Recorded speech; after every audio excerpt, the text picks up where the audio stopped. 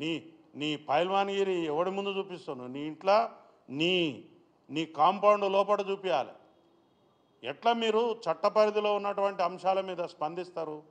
ఎట్లా మీరు ఇది కాదు అని చెప్తారు? మీ దగ్గర ఏమి ఏజెన్సీ ఉంది?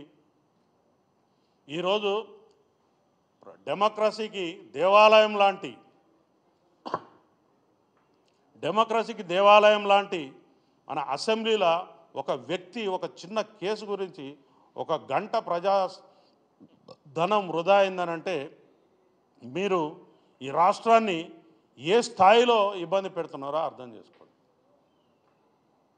అన్ని పనులు ఇడిచిపెట్టుకుని ఇట్లాంటిది ఒక కామన్ కేసు. అది నువ్వు చట్టపరంగా నువ్వు నిర్దోషి అయితే ముద్దాయి ఉన్నావు, నీకు ప్రొసీడింగ్స్ ఉంటాయి, దాని ప్రకారంగా నువ్వు వెళ్ళాలి, లా ప్రకారంగా నడుచుకోవాలి, తీపించుకోవాలి, నీ మీద కేసు లేను. కానీ నువ్వు ఇట్లా పబ్లిక్లో రచ్చరచ్చ చేసి నేను డబ్బులు ఇస్తున్నా, ఎవడికి కావాలా నీ ముష్టి? ఎవడికి కావాలి నీ ముష్టి? నువ్వు 10 కోట్లు ఇచ్చి 50 కోట్లు ఇచ్చి 100 కోట్లు ఇచ్చినా పోయిన ప్రాణాన్ని తిరిగి తీసుకురాగలుగుతావా? మళ్ళీ ఒక్కొక్కడు సన్నాయి నొక్కులు నొక్కుతూ ఉన్నారు.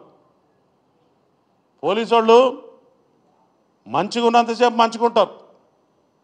మాకు కానీ కష్టం కలిగి మమ్మల్ని కానీ తీవ్రమైనటువంటి మీ పదజాలంతో ఇబ్బంది పెట్టిరంటే మాత్రం ఎక్కడెక్కడ ఏమేం కట్ చేయాలని అన్నీ కట్ చేస్తాం.